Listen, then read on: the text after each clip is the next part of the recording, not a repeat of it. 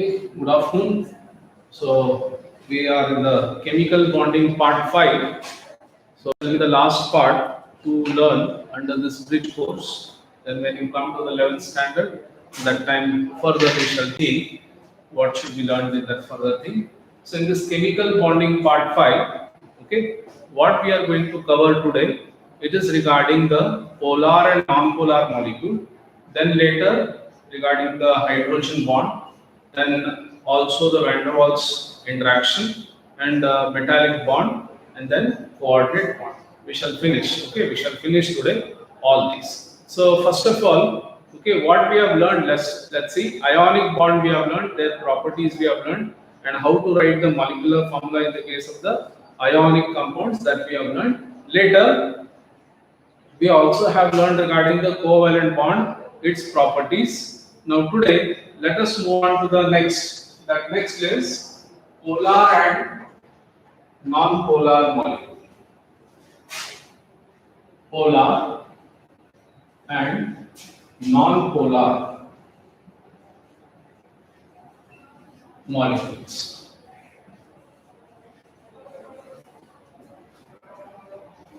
See, we have learned regarding polarities for the Earth, North Pole, South Pole. For a magnet, also the South Pole, North Pole. For electrical, this thing there is positive, negative. Like this, we have learned so many things. Now, let us see in this polar and non-polar.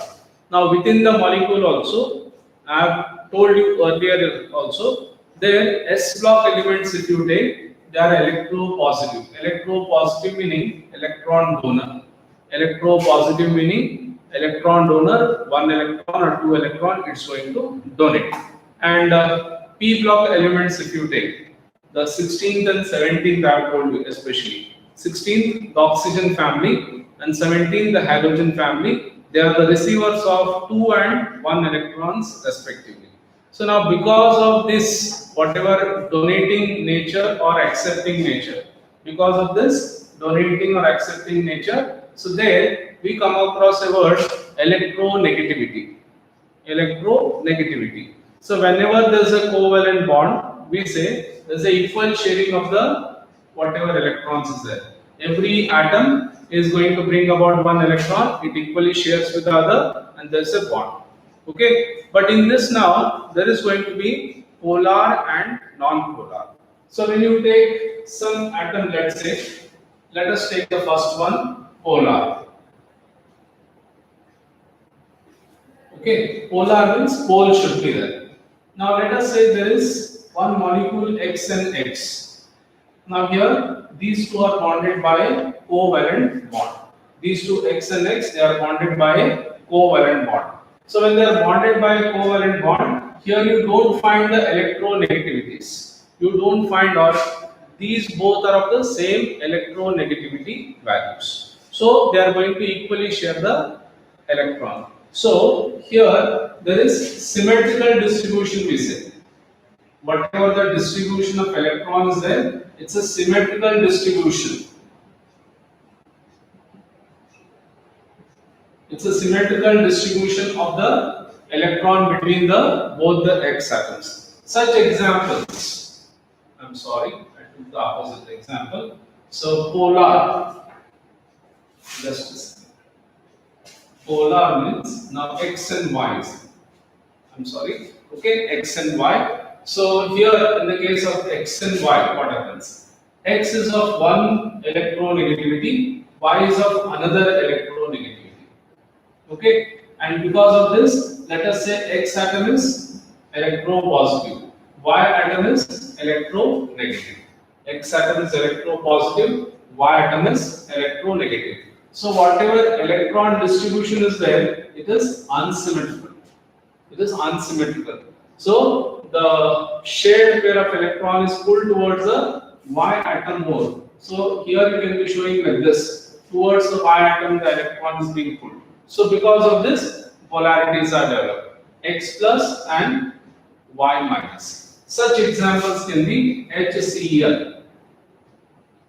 In the case of HCl, the electron is pulled towards the chlorine, though it is a covalent bond. Though it is a covalent bond, electron is pulled towards the chlorine more. So this shall be delta minus, this shall be delta plus. So this kind of molecule, okay, this kind of molecule, we call it as a polar molecule. This kind of molecule, we call it as a polar molecule. Then hydrogen bromide is there. Hydrogen bromide. This also, so bromine is electronegative atom compared to the hydrogen. So it shall be pulled towards the electron shall be pulled towards the bromine mode. That's why delta minus charge over bromine, delta plus charge over the hydrogen. This also is a polar molecule where whatever the electron distribution is there, the electron distribution is unsymmetrical. It is not balanced, it is to the one side. Though we say it is covalent bond, the electron is pulled towards one side. Then coming to the next one, non-polar molecules. So in the non-polar, you have X. Okay, in the starting I just made a mistake there. So kindly correct it. X bonded with Y. Okay, they both are different. Y is more electronegative, X is electropositive. Now in the non-polar molecule, both the atoms are similar. So they are going to be bonded by a covalent bond. Here, whatever this one line we have indicated, it's a covalent bond. So there, it's going to be equally shared between both of them. So here, it shall be symmetrical distribution. Whatever electron distribution is there, it is symmetrical distribution. Symmetrical distribution of electron. Symmetrical distribution of electron. So equally it is shared. Symmetrical meaning equally it is shared. Right? That's something like the nature has provided us 2 years and they have been fixed. They are being provided both the sides 1-1. If both were one side only, you don't have to look at something unsymmetrical. Okay? So the eyes are there, the nose, or maybe the ears are there. They are symmetrically arranged. Hands also, one this side, one this side. Symmetry. This is the meaning of symmetry. Balancing. Okay? Fine. So here, X and X are the atoms which are going to be bonded by covalent bond, and the electron is going to be symmetrically distributed. Such examples are hydrogen.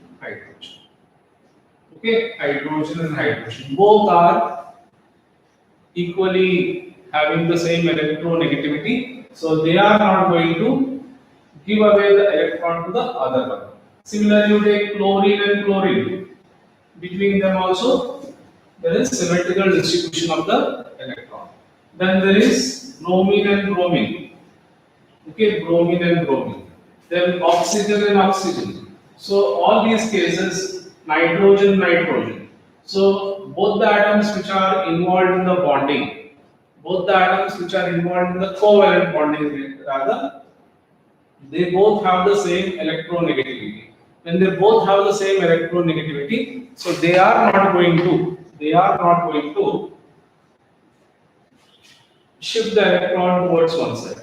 They do not shift. The electrons is not shifted to one side of any of the atoms. Such a thing we call it as a symmetrical distribution. It is equally shared. So you can be showing that it is equally shared between both of them. This side and this side, it is equally present. Representation of such electrons, they do it in this form. It is equidistant from both the atoms. Okay, this electron, it is equidistant, the set of electrons, the bonded electrons. Okay, even for oxygen, you can show like this. They are equidistant from both of them. So that is what is non-polar covalent bond. In this non-polar covalent bond and polar covalent bond, so one example, okay, water is there. Water is a polar covalent molecule. Water is a polar covalent bond. In the water, whatever covalent bond is there, it's a polar covalent bond. And the dielectric constant of that, the dielectric constant of water, it is taken to be 80. It is 80. Dielectric constant.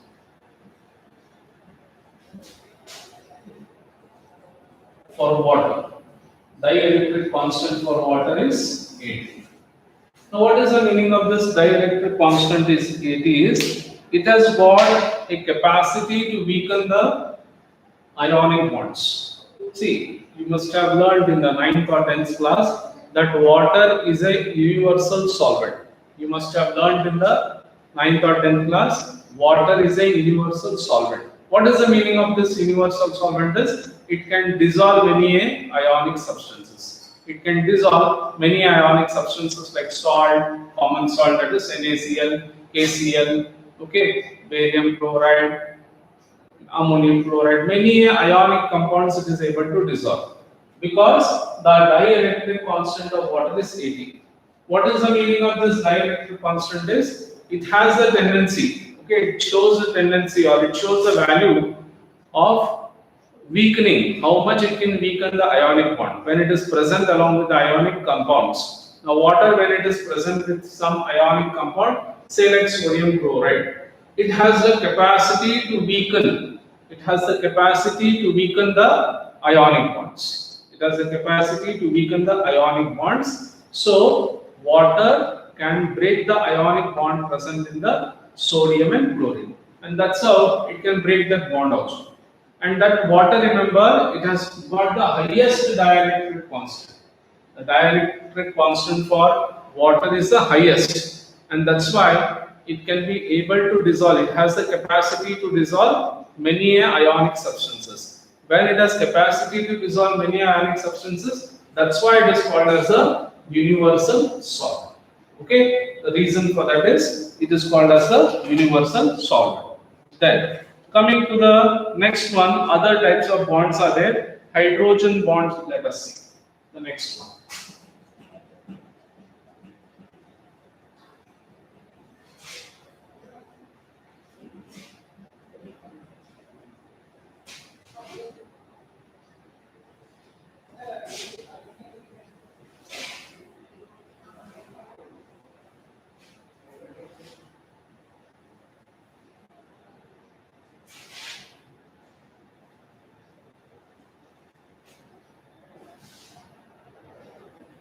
Hydrogen bond. Next one.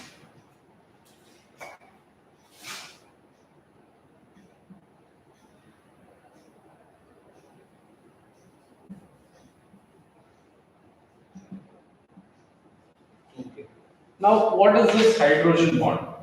Okay, the bond present between hydrogen atom of one molecule and electronegative atom of another molecule. Which can be those electronegative atoms? It can be fluorine, oxygen, nitrogen. Electronegative element of another molecule. Say for example, hydrofluoric acid is there. Hydrofluoric acid. This hydrofluoric acid, it is liquid in form. It is forming the hydrogen bond. So now hydrogen. So you can show the bond between hydrogen and fluorine in this form. Another molecule of hydrogen fluoride. Another molecule of hydrogen fluoride. This continues. Now here, this is a polar molecule. This is a polar molecule where polarities are present. Hydrogen shall be small positive charge. Fluorine is small negative charge. Here also hydrogen small positive and fluorine negative. Even this one positive, this is negative. Now when these two are in close vicinity, means close neighbor, when these two are nearer, that is fluorine atom of one molecule, hydrogen atom of another molecule. So there also definitely can be some kind of attractive force between the electronegative atom of one molecule and the hydrogen atom of next molecule. There can be attractive force which can be indicated by a dotted line. This whatever bond is there, for this bond itself we call it as a hydrogen bond. This is hydrogen. Between the hydrogen atom of one molecule and the electronegative atom of another molecule. Here also, between fluorine and hydrogen, there is a hydrogen bond. Even, okay, another H2O is there. Water molecule is there. So one water molecule mixes or combines with the other water molecule. Okay, when one water droplet is or few droplets of water, few ml of water is put into another maybe a volume of water, they both mix together. You cannot make out. You cannot make out which is which water molecule. So there, hydrogen, oxygen, hydrogen. This is one water molecule. Then again another hydrogen, oxygen, hydrogen. Another water molecule. Again hydrogen, oxygen, hydrogen. This is another. So this continues there. Now here again hydrogen is electropositive and oxygen is electronegative. In this also hydrogen is electropositive, oxygen is electronegative. In this also electropositive, electronegative. Now when these two are nearer, the oxygen atom of one molecule and the hydrogen atom of another molecule. Oxygen atom of one molecule, hydrogen atom of another molecule, when they are nearer, there also there can be a hydrogen bond. In this also there can be a hydrogen bond. Okay, between the oxygen atom and the hydrogen atom of the next. Then later, another example, ammonia. H, N, N, and H. NS3 is the molecule. Ammonia is. In the ammonia molecule also NS3, another NS3, another NS3. Okay, so again nitrogen here is electronegative atom. Nitrogen is electronegative, hydrogen is electropositive. So only for these straight chain atoms let me show hydrogen positive, hydrogen negative. Again this is positive, this is negative, this is positive, this is negative. Even for these hydrogens it shall be positive and positive.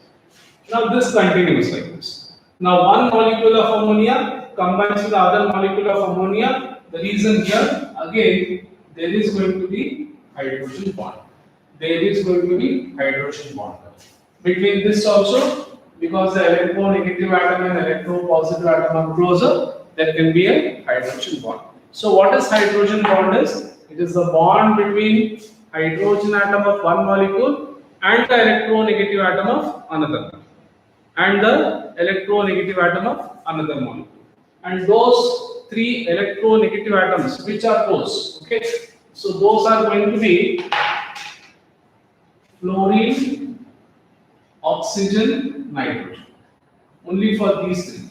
Only for these three, fluorine, oxygen, nitrogen. These are electronegative atoms which can be bonded with the hydrogen to form the hydrogen bond. Okay, so this whatever the examples I do, it is intermolecular hydrogen bonding. In that there are two types. Regarding types, it is not there in your bridge syllabus. So what is that is? These three examples what I have given, it is intermolecular hydrogen bonding. It is between two molecules. It is between two molecules. We can also write one more example where it is within one molecule. It is intramolecular hydrogen bond.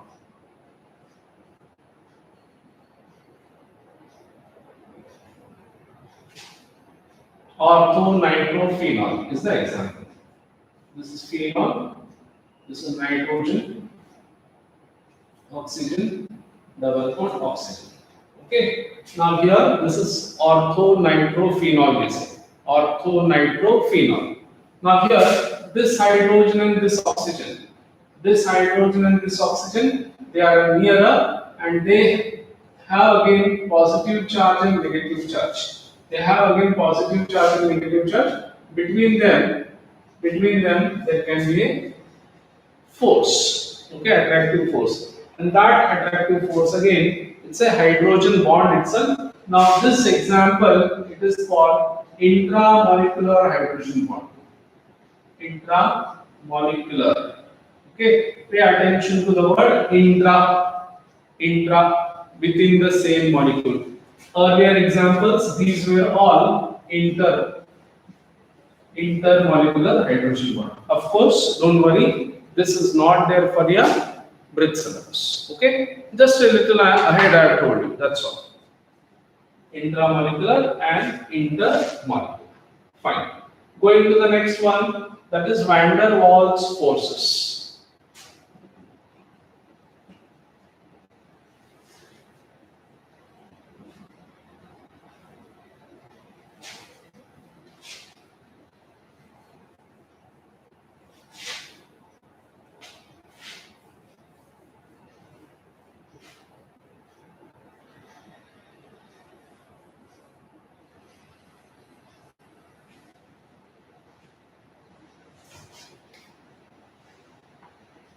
Okay, next one, it is van der Waals forces.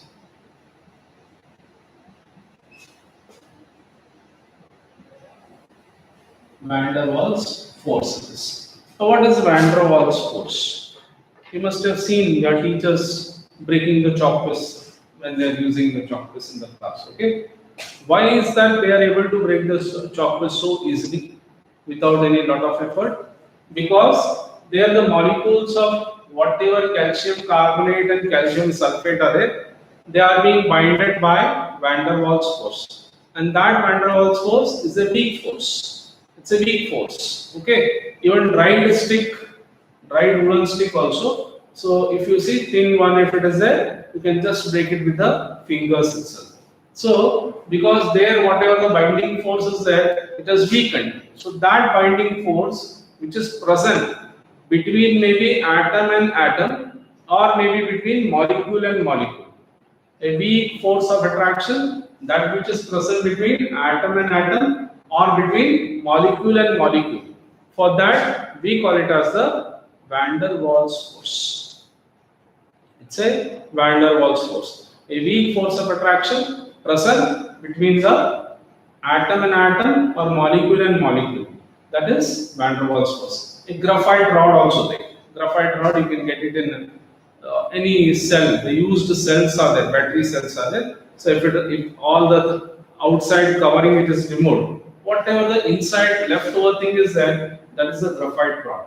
So that can be cracked easily, that can be broken easily. So there, it's a weak force of attraction between those molecules. Chalk piece you have seen many times. That's why I gave you the example of chalk piece. Chalk piece, dry wooden stick, thin one, graphite. Okay, many such substances. It can be broken easily. Any lump is there, any salt lump is there. Little you press it, it crushes. It breaks down into simpler thing. Okay, common salt that which is there. Suppose it has formed a lump.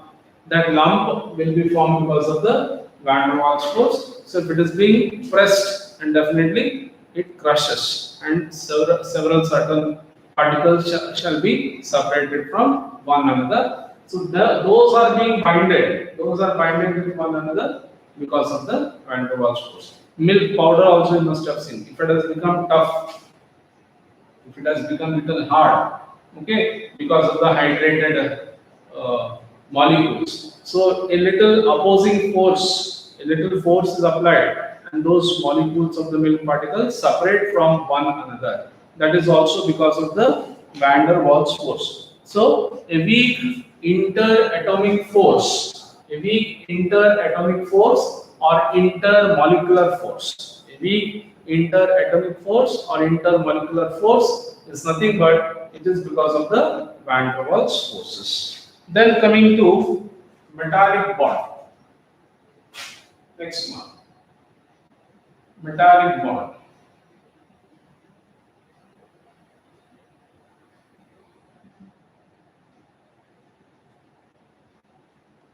Okay.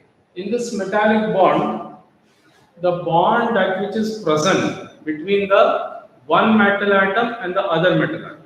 The bond that which is present between one metal atom and the other metal atom, and they are being binded by using the outside electrons which are present. Generally, one metal is thought to be in what form? Means what is the nature or what is the diagrammatic representation of the metal. So metal atom M is there, around this, okay, the representation, it can be shown like this. These are electrons. It need not be only 4 electrons. there can be 6, 7 also. Another metal atom, and around this again there are electrons. So the metal atom is present in sea of electrons. Right? The metal atom is present in sea of electrons. So here there can be bonding between 1 and 1, 2 and 2. Variety of bondings can take place, and that will give rise to what? That will give rise to a metallic bond. So what is a metallic bond? Is bond between metal and metal. Bond between metal and metal, that which is formed because of using of this electrons. Using the electrons, available electrons. Somewhere it can be 2 electrons, somewhere it can be 3 electrons, somewhere 4 or 5. It depends from metal to metal. Okay, using that, whatever the bond is going to be formed, so that it can be metallic bond. Okay, I gave you the examples already. Van der Waals forces, it can be in the graphite between the carbon dioxide molecules when it forms solid carbon dioxide, in the CaCO3, CaSO4. Okay, such examples are there where there can be Van der Waals force. Then metallic bond is a metallic bond. It is present in iron, copper, zinc. So almost all the metals, what all metals we have studied, we have come across in the periodic table. So there between the metal and metal, sodium is there, potassium is there. So all those metals, they can be imagined in this form. The metal atom is present in the center, and around that there are electrons present. The metal atom is thought to be in a sea of electrons. So using that electrons, it is bonding. Using that electrons, it is bonding, and there it is going to give rise to metallic bond. Lastly, coming to the coordinate bond. Coordinate bond also is a covalent bond. Let us see that.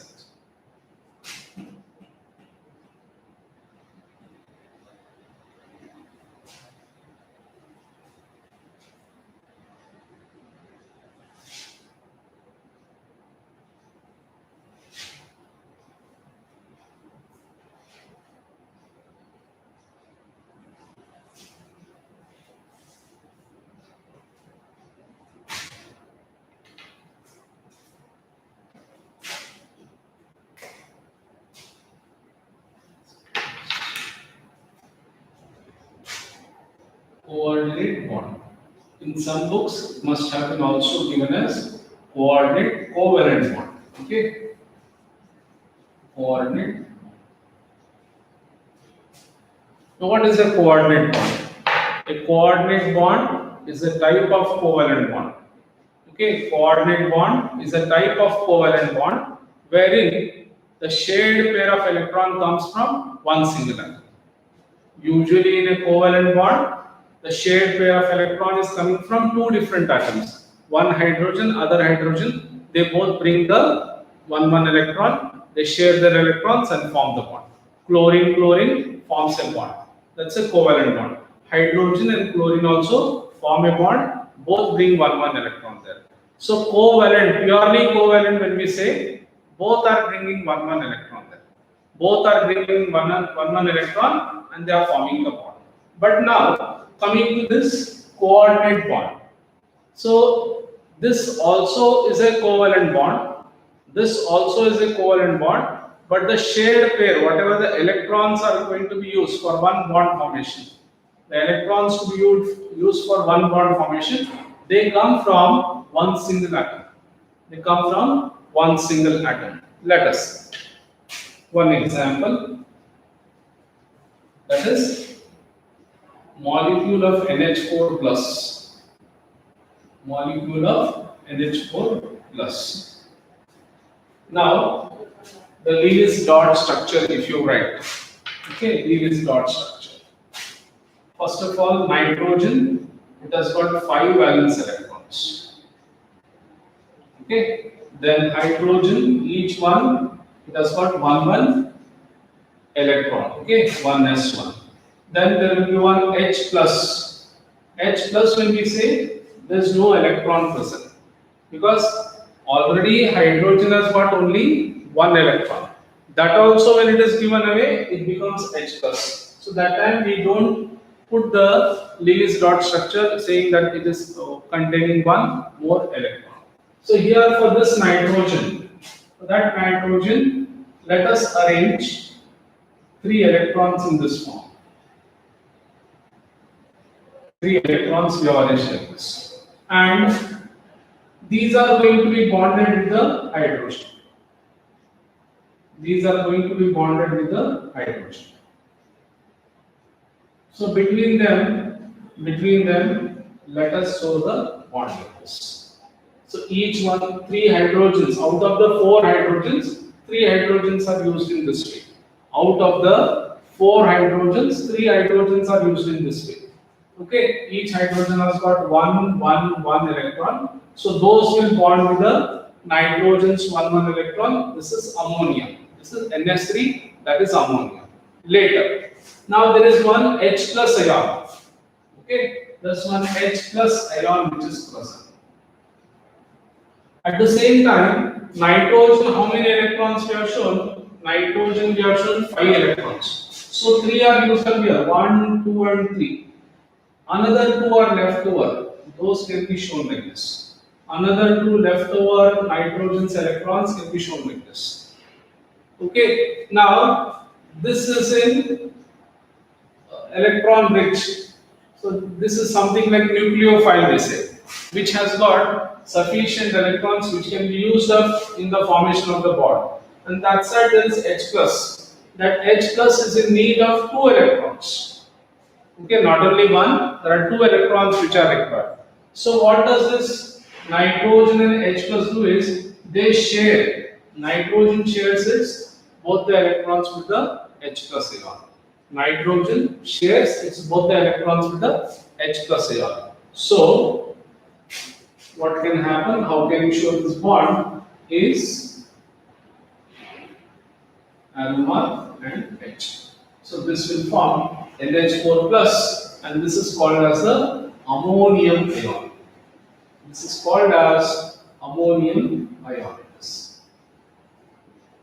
In the case of ammonium ion, so both the electrons are coming from the nitrogen. Both the electrons come from the nitrogen, and they are going to be used to form a bond with the H plus ion. By doing this, nitrogen also is satisfied with the octet, even hydrogen also is satisfied with the octet. Nitrogen as well as hydrogen, both are satisfied with the octet. Okay, right. One more example in the case of this coordinate bond. Okay, coming to the definition once again. Okay, so what is coordinate bond? It's a type of covalent bond. It's a type of covalent bond where the shared pair of electron, comes from one single atom. Shared pair of electron comes from one single atom. One single atom, it has got non-bonded electrons. It has got lone pair of electrons. Those non-bonded or lone pair of electrons are being shared with the other one, which is requiring 2 electrons to go to the stability. So now this is requiring 2 electrons to go to the stability. So those 2 electrons it gets and goes to the stability. So that's how this is going to be a coordinate bond. One more example in this.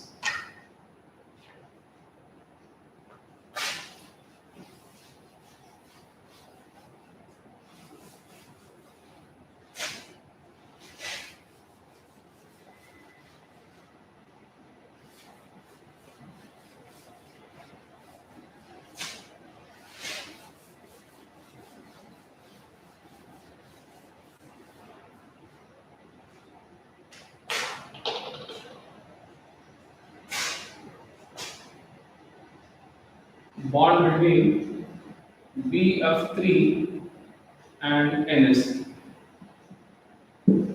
Okay, bond between BF3 and NS3. Boron, it has got 3 valence electrons. Okay, boron's Lewis dot structure.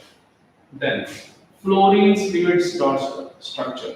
Fluorine Lewis dot structure, 7 valence electrons. 1, 2, 3, 4, 5, 6, 7. This is the Lewis dot structure for fluorine. Then again nitrogen, it has got 5 electrons. 1, 2, 3, 4, 5. Okay, so 5 valence electrons for nitrogen. Hydrogen, each one has got 1 electron. So these are the Lewis dot structures of the atoms which are involved in the DF3 and NS3. So first of all, let us write the boron trifluoride molecule, the Lewis dot structure. Boron trifluoride. So borons, 3 electrons here. Borons, 3 electrons. Then there is fluorine.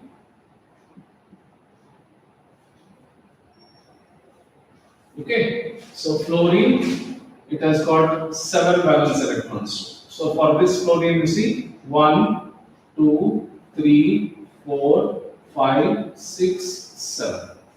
For this fluorine, 1 already, 2, 3, 4, 5, 6, and 7.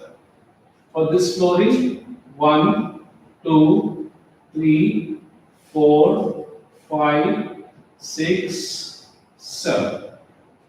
Okay, so now between boron and fluorine, let us show the bonding.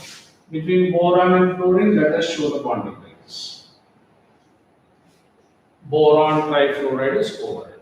BF3 molecule is over. Now you count the number of electrons. So 7 plus 1, 8.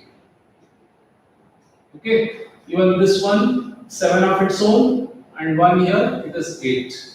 Even this fluorine, 7 plus 1, 8. So whatever the octet configuration is there of the fluorine, it is satisfied. Octet configuration of fluorine is satisfied. Then boron, you see, boron's electrons are 3. Boron's electrons are 3, and then 3 more electrons of the fluorine. So total electrons here with the boron is 6. In the starting of the lesson, in the starting of this topic, chemical bonding, we have learned that if at all any atom has got 8 electronic configuration, any atom has got 8 electron configuration in the last shell, that is a stable configuration, and that time it shall have minimum energy and maximum stability. It shall be having minimum energy and maximum stability. Now coming to the, so boron here, it is 6 electrons. So has it attained the stability means? No, it requires another 2 electrons. Let us see for the NS3 molecule. Nitrogen. Okay, nitrogen, let us show the 5 electrons here first. 5 electrons of the nitrogen, these are. Okay, 5 valence electrons. Further, 5 valence electrons. Further, these are going to be bonded with the hydrogen. These are going to be bonded with the hydrogen. So hydrogens, 1 electron, let us show. Let us show 1 electron of the hydrogen. Now between them there is a bond. Between them there is a bond. So by doing this, all the 3 hydrogens are satisfied. Each of the hydrogen, it has got 2 valence electrons. Okay, after having the bonding, how many electrons are present in the final shell is? It has got 2 electrons, it is satisfied. Now you see for nitrogen. Nitrogen, its own electrons are 5. Nitrogen's own electrons are 5. The remaining 3 are the 3 different hydrogen. So nitrogen has got 8 electrons. After having bonded with the 3 hydrogen, it has got 8 electrons. So it's whatever the octet configuration is there, it is satisfied. But these 2 electrons are non-bonded. Okay, the 2 electrons of the valence shell of the nitrogen are non-bonded. They remain as lone pair. So those lone pair of electrons can be used. Those lone pair of electrons can be used to form a bond. Now here, boron is in deficiency of 2 electrons. Nitrogen is having 2 electrons extra. So what happens here is, between these 2, there is going to be a coordinate bond. Between nitrogen and boron, there is going to be a coordinate bond. Okay, nitrogen and boron, there is going to be a coordinate bond. Here, the shared pair of electron comes from nitrogen only. The shared pair of electron comes from nitrogen and it is used with the boron and thus a covalent bond. So what is a coordinate bond? Or what is a coordinate covalent bond? It is a covalent bond. It is a covalent bond where the shared pair of electron comes from one single atom. The shared pair of electron comes from one single atom, which is used for bonding. Okay, right? This is what is coordinate bond. So what all we have learned? What all we have learned in this chemical bonding lesson? Just a little glance, quick glance. Okay, a little important topic, even with the NEET and other JW point of view also. It is an important topic. So what all we have learned? So first of all, we have learned that molecules or atoms try to come to stability. By doing what? By either gaining electrons, going to the duplet configuration or octet configuration.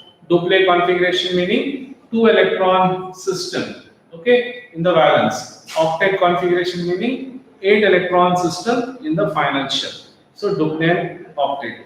So that is one concept. At the same time, by attaining that 2 electron or 8 electronic configuration, it will go to minimum energy and maximum stability. It will reach to the minimum energy and maximum stability.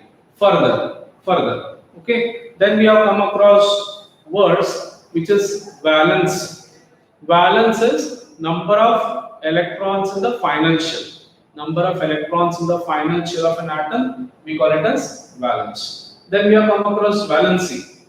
Valency means the combining capacity of the atom with the other atoms. The combining capacity of the atom with the other atoms, we call it as the valence. Okay. Further, after the valency, we have come to the ionic bond. How a ionic bond can be formed? In that we have seen one atom donates electron, other atom accepts electron. So electropositive atom donates electron. Electronegative atom accepts electron. We have seen there what type of atoms can form ionic, what type of atoms can form coordinate covalent, what type of atoms can form metallic. If it is bond between electropositive element and electronegative element, it is ionic bond. If it is a bond between electropositive and electronegative element, it is ionic bond. If it is between electronegative and electronegative, both electronegatives, so that can be covalent or coordinate covalent. And if at all it is between metal and metal, it is a metallic bond.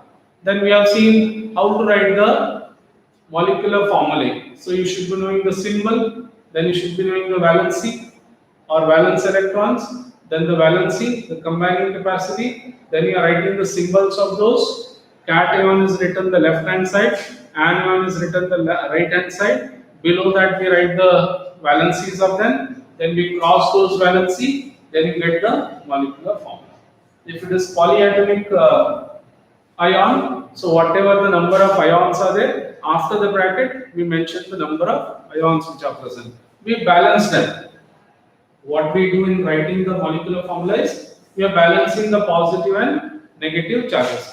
How many positive charges are there? So many should be negative charge for a stable molecule.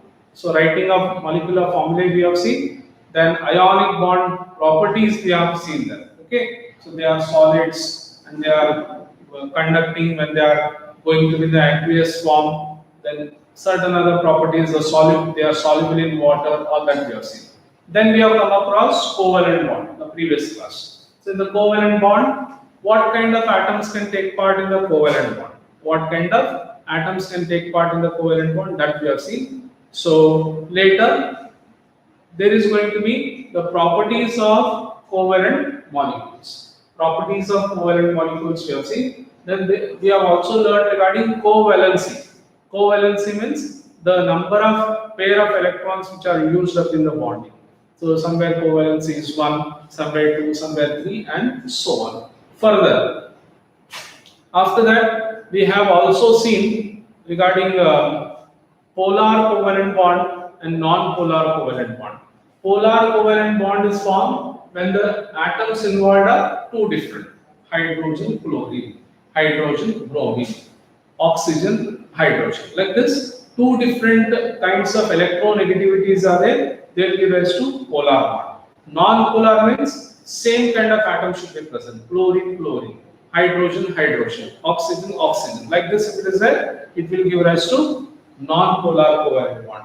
Then today's class we have seen regarding that polar, non-polar. Later also we have seen regarding the van der Waals forces. It's a weak force of attraction between the interatomic or intermolecular. Usually you get the examples for van der Waals force in the molecules only.